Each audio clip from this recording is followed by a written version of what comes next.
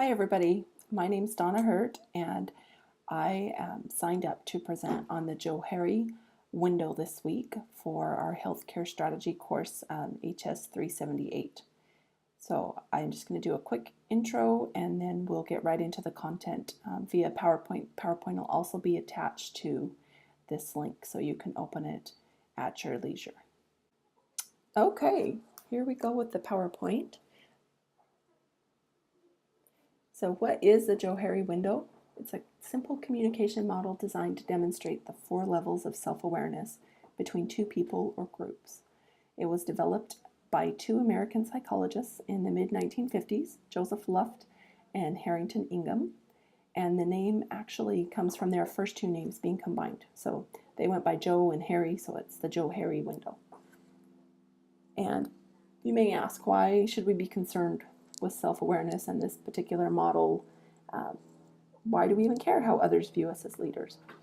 Well, if you did your reading this week, according to Diane Garman from our textbook, leaders can often suffer blind spots in how others perceive them, especially when the issue is contrary or an emotionally charged issue to what that leader believes in.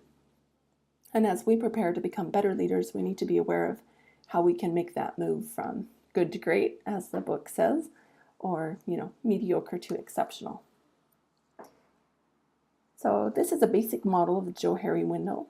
And as we share information with others, we open up this area here by making the hidden area smaller. And then as others give us feedback, we also can increase that open area by decreasing the blind spot or blind area. So breaking the window down, these are the things that are known to ourselves and known to others. It's called our open area. So these are things I know and you know about me. So if you watch the intro, you know that I'm wearing a black turtleneck today. I have in some earphones and my hair is long, dark blonde hair. So factual information, it can include feelings, wants, desires, and this is really the area that we want to enlarge, but we need to make sure that we enlarge it appropriately. The next section is the hidden area. So these are things that are known to ourselves, but they're not known to others. So these are things that only I know about me. Not all hidden things should be shared, and according to Diane Garman, those who have a higher emotional intelligence or higher EQ, they have a higher understanding of sharing what is appropriate to share in each situation. Wouldn't be appropriate for me to share things with you that are not relevant to this course at this time. Then the next area is the blind spot. So these are the things that you know about me, but I don't know about me. This is kind of the area where we want to shrink, and we can shrink this through feedback. But again, that has to be feedback at appropriate times, appropriate situations. Scott Patchen from the True Group, he gave some really great examples on how leaders can have crucial conversations when they're having one-to-ones with their team members. So, and you can even do these with your superiors. You could have these same crucial conversations. There are 3 questions that you need to ask. So after your meeting is over, towards the end of the meeting, then you ask these 3 questions.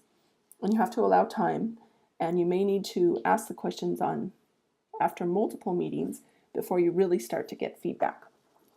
So the first question is, what do I need to keep doing? The next question is, what do I need to start doing? And then the third question is, what do I need to stop doing? And you have to allow time for them to give your feedback. And what I've learned in my own life is that you can ask for feedback and be ready and willing to receive it, but maybe there are reasons that others don't want to share it with you. It may take several times for them to trust you. You may need to build the relationship in other ways before you get to a point where they'll really give you some honest feedback. But you have to be willing to listen to that and then resist the urge to be offended if it's something you don't want to hear. Then this next area, unknown to self and unknown to others. So this is the unknown. Neither of us know about me. And it's a kind of a sensitive area, and many people say that you need expert help, like a psychologist or psychiatrist, to help you uncover these issues.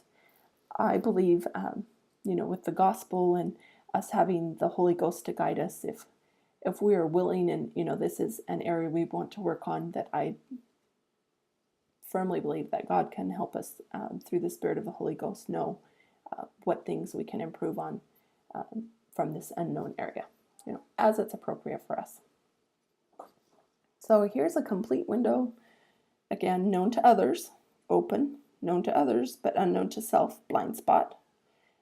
Known to self, but unknown to others is hidden. And then unknown to self and unknown to others is the unknown. And our goal with this Johari window is to increase that open area by decreasing the hidden and blind spot areas. And we get that from having open communication, which leads to mutually satisfying relationships. We're all working towards the same goal. It can provide us for the opportunity for greater growth and responsibility in our careers, and provide for more satisfaction in our careers and in our family life.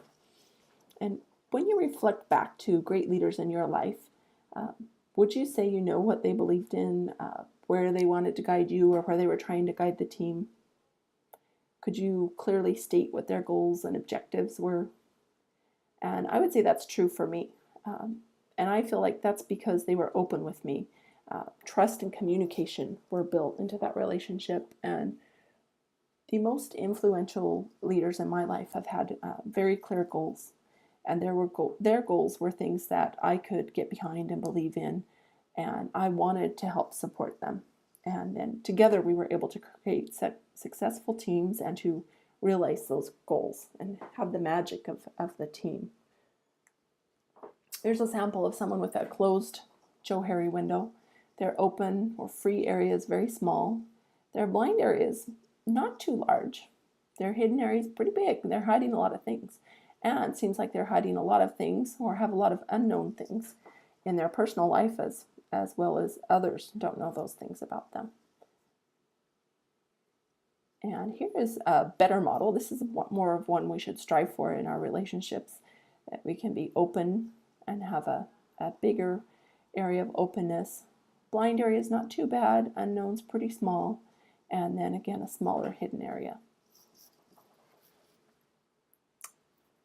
Here is just the template for it. You can download that, use it if you'd like. And when you open your PowerPoint in presentation mode, you can go to this link here. There's an interactive Johari window. It's kind of a fun activity to do if you have a partner or a roommate that would do that with you. And then my questions for a discussion board this week are: what successful experiences in your past have led to increasing the open window on your team? And thinking back to an influential leader in your life, what did their Johari window with you look like? And how would you incorporate the Johari model into a group setting? I'd be curious to get your feedback for that. Then my references, and I'll see you guys on the discussion board.